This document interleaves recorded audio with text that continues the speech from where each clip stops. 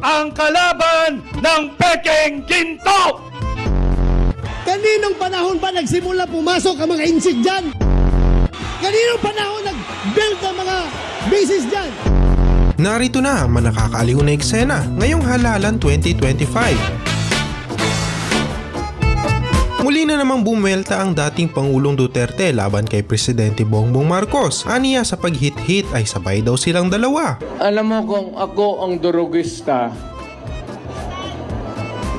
kung may ganoon ako, at bakit sa utak ko, bakit hindi? Total, kasama ko naman sa Presidente sa hit-hitan. Meron isang presidente na talagang bangag.